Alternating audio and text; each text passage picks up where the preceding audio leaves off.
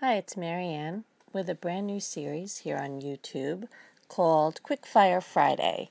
So this is the first one I'm doing, and basically it's a challenge to all my subscribers. Today's challenge is to use watercolors on your page. That's what this process video is. I took out my watercolors and use them on white piece of cardstock. So you can either do a layout or a card, and I will pick a winner, and you'll win a little Scrappy prize from me. And to be eligible, you just need to be a subscriber, and you need to link up your project in my comments. And the contest is going to be open until September 4th, which I think is a Thursday. So I hope you'll join me. So on this layout, I used the Cocoa Daisy, I believe it was the June kit, and I totally scrap lifted a designer from the Cocoa Daisy team. Anna is her name, and this page was done for the Cocoa Daisy crop that they had in the middle of July, and one of the challenges was to scrap lift a design team member. So I looked through the gallery and I saw this layout and I had the kit and I really was so inspired. I really copied it exactly. I had a similar photo, I matted it on the same paper, and I used the same colors as Anna did with the watercolors. So basically here I wet the colors I wanted to use with my brush, and then I painted on some of the watercolors on my paper, and in order to get those drips I just misted. I misted it, lifted up the paper, and then it just dripped down, and it was really so much fun to do. It's just plain white cardstock, basil cardstock. So you can see in the video it did warp a little bit when I dried it with the heat gun, and just from the water also. It's not very thick cardstock, but that really didn't bother me at all. And here I'm just using a different shade of the yellow because the first yellow was pretty light. So I just wanted to see what that tone looked like. Playing with watercolors is so much fun. I really, really enjoyed it, and it's so cool when you spritz it with some water and it just runs down the page. And then you can just level the page off, depending on how far you want your drips to go.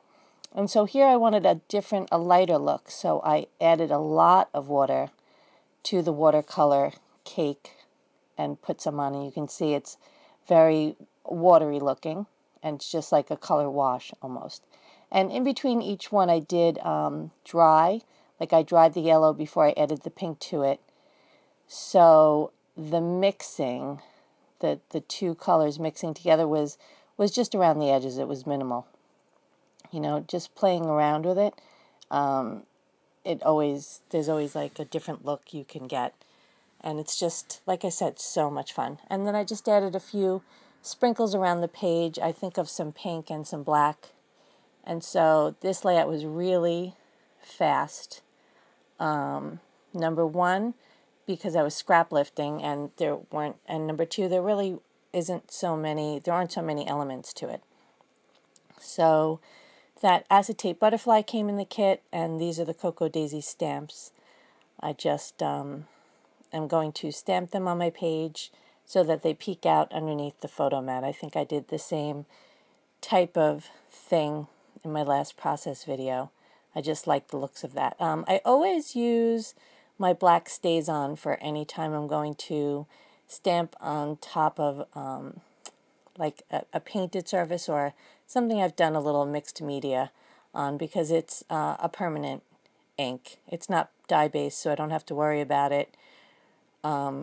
It's not pigment, so I'm not worried about it smearing when it's wet.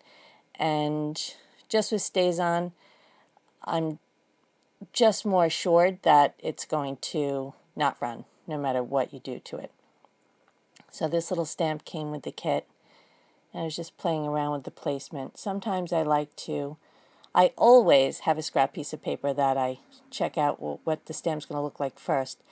And also with the StazOn, if I don't want the black to be too deep and intense, I'll stamp off the first layer and so do second generation stamping on my page, so it just gives it a lighter effect of it.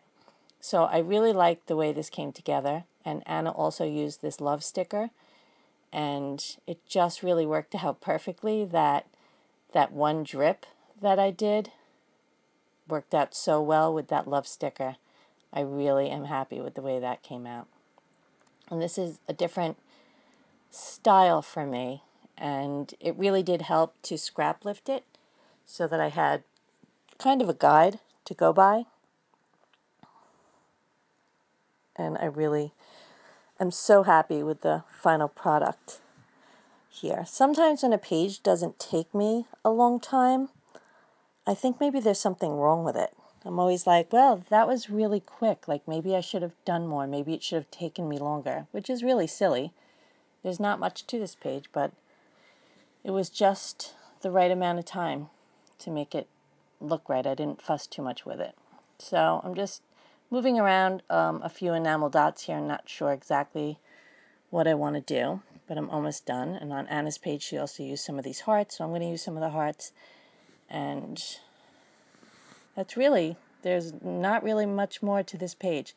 I just used a little Heidi Swap sticker that came with the kit also. And so I'm really hopeful that you will join in the challenge to use some watercolors. Just go steal your kids' paints. Those are watercolors. Those count. And I can't wait to see what you come up with. Thank you so much for watching. I really appreciate all the likes and the comments. I really do. And I hope that you will be inspired to create something using watercolors. If you have some and haven't used them yet, now's the time. Just get some white cardstock and some water and a paintbrush and just go for it. You know, just use any old photo and some sticker letters and you can be done. That's it. There's really nothing more to my page. So I hope you'll join me. There's some close-ups. And thank you so much for watching. Bye.